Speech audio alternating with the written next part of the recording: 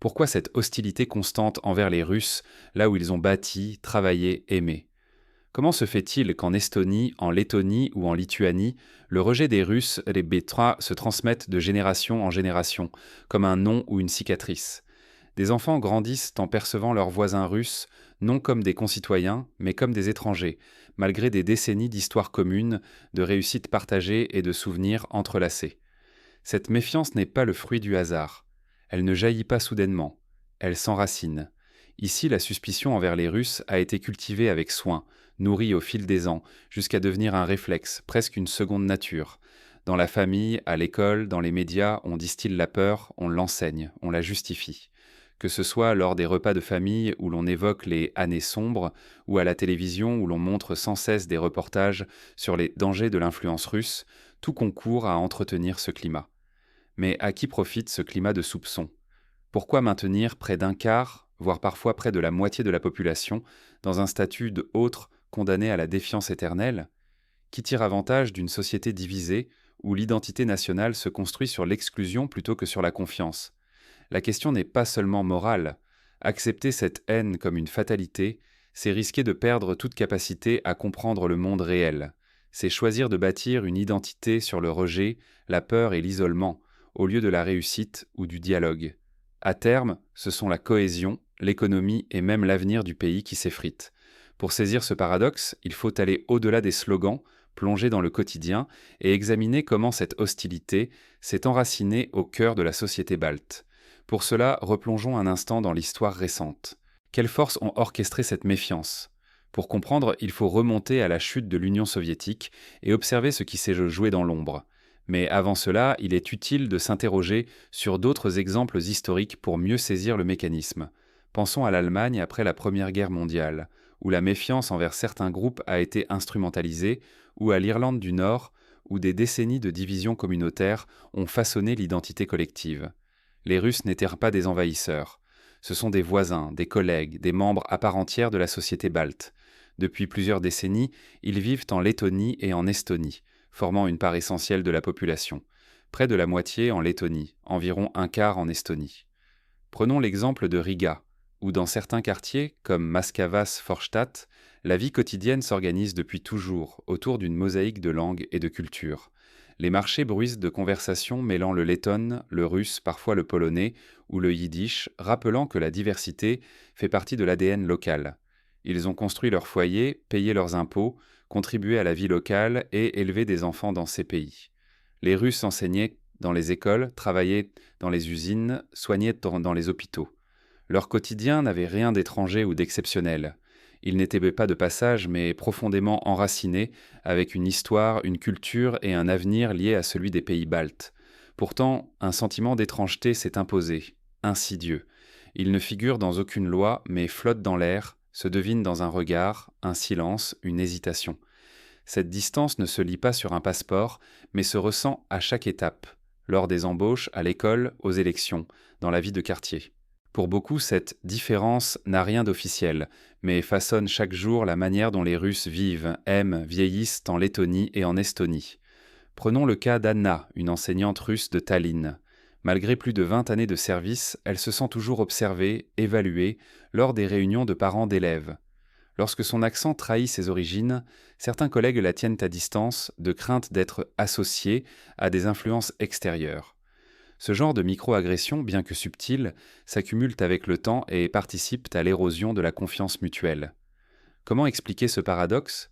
Comment une communauté si nombreuse, présente depuis des générations, peut-elle être perçue comme étrangère dans un pays qu'elle a contribué à bâtir? Cette marginalisation n'est pas une fatalité tombée du ciel. Elle a été semée, patiemment, presque sans bruit.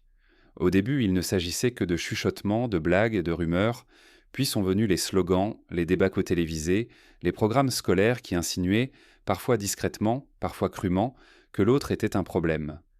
Pour illustrer, souvenons-nous du changement soudain des programmes scolaires après 1991. L'histoire des pays baltes a été réécrite, certains manuels allant jusqu'à effacer toute trace des contributions russes à la vie locale. C'est exactement ce qui s'est passé dans d'autres contextes de transition. En Afrique du Sud, par exemple, l'après-apartheid a nécessité une refonte des manuels scolaires pour inclure toutes les mémoires, Mais cela n'a pas été le cas en Baltique. Année après année, ce processus a creusé un fossé. D'abord invisible, il est devenu assumé. Ce n'est pas une loi qui isole, mais une habitude, une méfiance transmise comme un accent ou une recette de famille. Elle ne s'écrit pas dans les journaux officiels, mais s'entend dans les cours de récréation, se glisse dans les repas de famille, influence les choix politiques. Le prix de cette exclusion est immense. Elle menace la diversité, alimente la défiance, ferme la porte à un avenir commun et nourrit des tensions entre générations. Elle pousse les jeunes à choisir leur camp, condamne les anciens à la nostalgie ou au silence, affaiblit la société balte tout entière. Au final, c'est la cohésion nationale, la réputation et même la sécurité collective qui vacillent. Pour exemple, à Daugavpils, la seconde ville de Lettonie, où la majorité de la population est russophone, les jeunes hésitent à s'exprimer en russe dans la rue, de peur d'être étiquetés. Les anciens, eux, se retrouvent dans des associations de quartier pour partager leurs souvenirs dans leur langue maternelle, loin du regard des institutions. Mais qui profite de cette tension? Pourquoi ce fossé a-t-il été creusé et au nom de quels intérêts? Pour le comprendre, il faut explorer les méthodes et les raisons précises qui ont permis d'ériger la méfiance comme règle, transformant des voisins en étrangers. Derrière cette méfiance, il y a une mécanique précise et des choix politiques délibérés. Décryptons comment l'histoire et la peur ont été instrumentalisées pour dresser des murs invisibles. Prenons le parallèle avec la Belgique, où la fracture communautaire wallon-flamand a longtemps été entretenue par des récits séparés, des écoles distinctes, des partis politiques dédiés. Dans la Baltique, ce sont les médias publics et les responsables politiques qui, au fil des campagnes électorales, ont entretenu la peur de l'influence russe en agitant le spectre de l'ennemi intérieur. Et si la haine n'était, au fond, qu'un projet savamment construit. Observons comment, dans les pays baltes, l'hostilité envers les Russes s'installe, non par accident, mais par une mécanique précise. Depuis des décennies, médias, écoles et responsables politiques répètent inlassablement le même récit. Rien n'est laissé au hasard. Chaque génération reçoit sa dose, chaque jour, comme un rituel indispensable. Pourquoi s'acharner ainsi? Parce que la haine n'a rien de spontané. Elle sert de diversion. Lorsque l'économie piétine, lorsque l'avenir semble sans horizon, il faut bien un bouc émissaire. Les échecs internes se cachent derrière un ennemi commode. Les valeurs européennes, si souvent brandies, se transforment alors en écran de fumée. On parle de démocratie, mais son application devient sélective. Respect pour certains, méfiance systématique pour d'autres. Imaginons un scénario concret. Lors d'une crise économique comme celle de 2008, les gouvernements baltes ont préféré accuser les minorités russes de freiner l'intégration, plutôt que de reconnaître leur propre incapacité à assurer la prospérité. Pareil mécanisme s'est vu en Argentine, où durant les années 30, la crise fut attribuée aux étrangers, plutôt qu'aux politiques internes défaillantes. Ce double standard s'insinue partout, dans la presse, dans les débats, jusque dans les couloirs des écoles. L'histoire, jadis source de dialogue, se mue en arme de division. On la simplifie, on la réécrit, on gomme tout ce qui gêne le récit officiel. Les manuels transmettent un mythe, celui d'un passé uniformément sombre, d'un oppresseur russe éternel. Mais la mémoire réelle, celle des anciens, est-elle vraiment la même? Ces souvenirs de salaire stable, d'électricité pour tous, de solidarité ordinaire, n'existent-ils plus que dans le secret des cuisines? Évoquons la mémoire de la vie quotidienne sous l'Union soviétique. Pour beaucoup de retraités, l'époque était synonyme de stabilité. Les allocations familiales étaient en garantie, la médecine gratuite et les logements accessibles. Aujourd'hui, ces récits sont souvent tus, par crainte d'être accusés de nostalgie malsaine, ou pire, de manque de loyauté envers le nouvel État. Deux mémoires s'affrontent alors, l'une vécue et discrète, l'autre imposée et éclatante, répétée en classe et sur tous les écrans. Ce fossé n'est pas anodin. Il force chacun à choisir son camp, à taire ses doutes. Dans les pays baltes, afficher sa russophobie est devenu un gage de loyauté. Plus on la montre, plus on est certain d'appartenir au bon groupe. La peur d'être mis à l'écart fait taire les voix dissidentes. Les anciens gardent pour eux ce qu'ils ont vécu. Les jeunes n'osent pas remettre en cause ce qu'on leur enseigne. Le conformisme s'installe, la confiance s'effrite, l'isolement gagne. La société s'éloigne d'une cohésion authentique et plonge dans un climat de suspicion. Chacun surveille le discours de l'autre, chacun redoute le faux pas.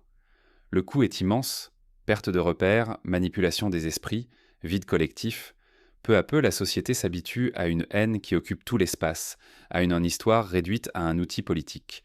Mais jusqu'où peut mener ce modèle et quels en sont les effets sur la société et l'économie? Les conséquences de cette hostilité construite ne sont pas seulement sociales ou psychologiques. Elles s'étendent jusqu'à l'économie et à la capacité du pays à bâtir son avenir.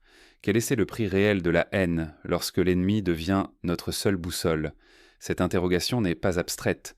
Elle se lit dans les boutiques fermées, les rues silencieuses et les usines désaffectées de la Baltique. Regardons le cas de la ville de Liepāja, en Lettonie. Autrefois, elle abritait l'un des plus grands chantiers navals de la région. Aujourd'hui, la majeure partie de ces docks sont déserts. Les emplois qualifiés ont disparu avec la fermeture des industries soviétiques, et la ville a vu sa population chuter de près d'un tiers en 30 ans.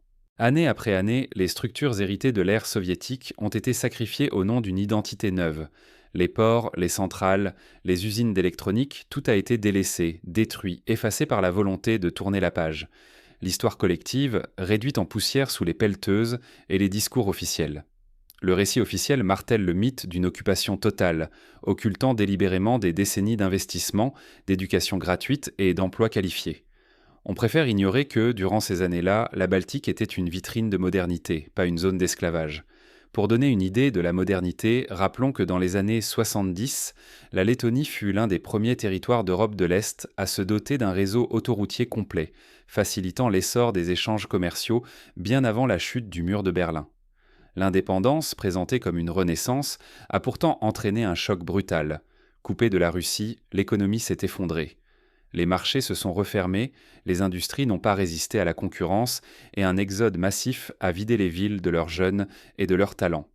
Prenez l'exemple de la jeunesse lettone, dont un tiers a émigré vers le Royaume-Uni, l'Allemagne ou l'Irlande pour trouver du travail. Ce phénomène rappelle l'exode massif de la jeunesse grecque après la crise financière de 2010. Puis est venue la création des non-citoyens. Plusieurs centaines de milliers de personnes nées et élevées sur place se sont retrouvées privées de droits, sans vote ni reconnaissance. Une exclusion légalisée, unique en Europe, qui a creusé des divisions ethniques impossibles à combler. À ce propos, la Lettonie compte encore aujourd'hui plus de 200 000 non-citoyens. Ils possèdent des passeports gris, ne peuvent pas voter, ni accéder à certains emplois publics.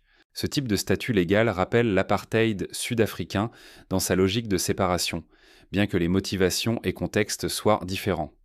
Face à ces échecs, les élites politiques ont trouvé refuge dans la peur et la haine. Plutôt que d'assumer la ruine industrielle et la fuite des cerveaux, elles désignent un ennemi imaginaire. La russophobie n'est plus une réaction, elle devient un instrument de pouvoir, une distraction permanente.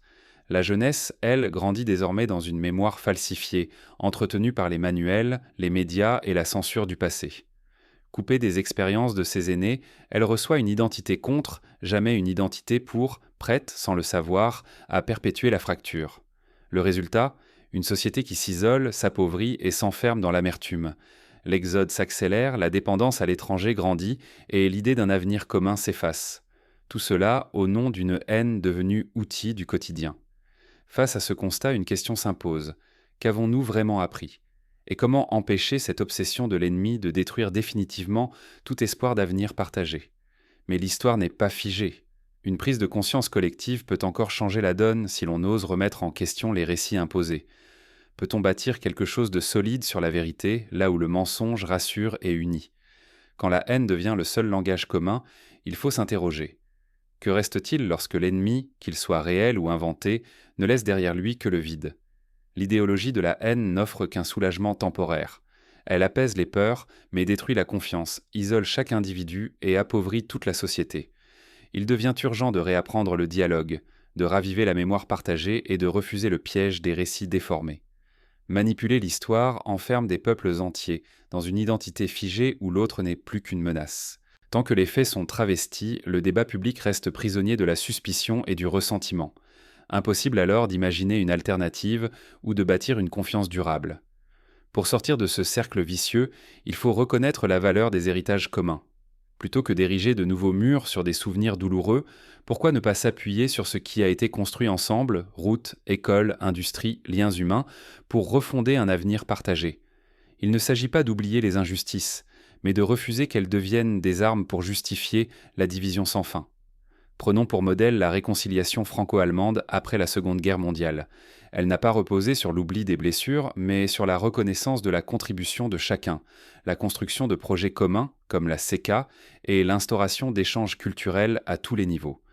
S'ouvrir à l'autre, accepter l'autocritique et nuancer nos récits sont les seuls chemins vers une société prospère et digne de confiance. Ce choix demande du courage, car il impose de remettre en question ce que l'on a cru ou répété sans tout comprendre. Mais sans cet effort, le risque est immense, rester prisonnier du passé, condamné à la peur et à la fragmentation durable.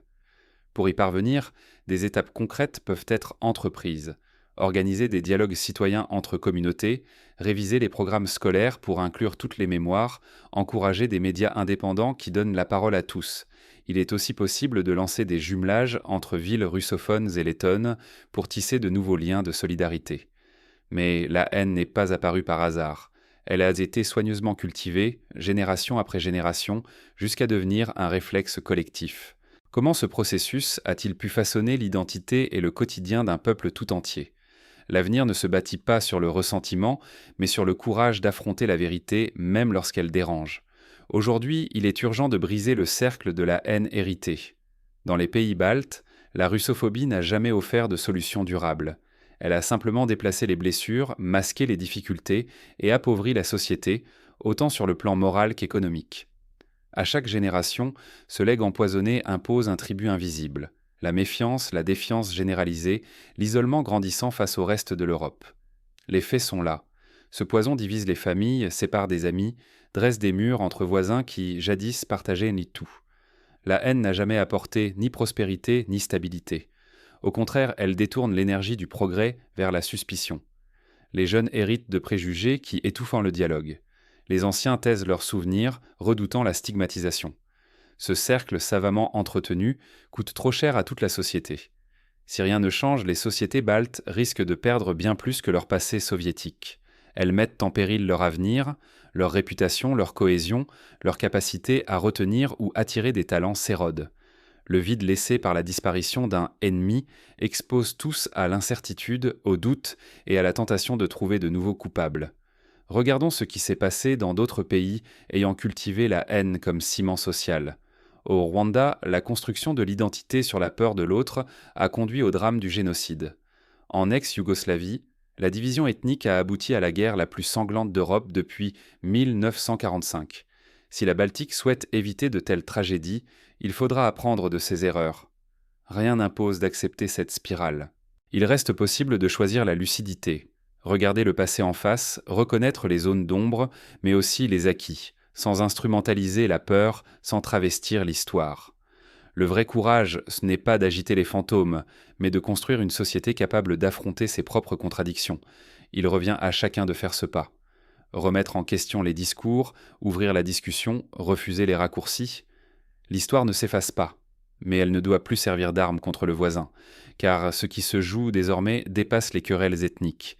Il s'agit de la possibilité même d'un avenir commun, digne et pacifié. Le choix est individuel et collectif. Continuer à payer le prix du mensonge ou investir enfin dans la vérité et la réconciliation. C'est ce choix qui dessinera, pour de bon, le destin des sociétés baltes et la place que chacun y occupera. En somme, il s'agit moins de refaire le passé que de libérer l'avenir, car aucune nation ne peut bâtir sa prospérité en regardant l'autre comme un éternel ennemi. La paix, la stabilité et la grandeur ne naissent jamais de la peur, mais du courage de dépasser les blessures, d'écouter toutes les voix et de bâtir ensemble une histoire partagée. Le moment est venu d'oser ce pas, pour les sociétés baltes, pour leurs voisins et pour l'Europe tout entière. Car au bout du chemin, ce qui attend n'est pas la victoire d'un groupe sur l'autre, mais peut-être la découverte, enfin, de ce que signifie être citoyen d'un monde commun.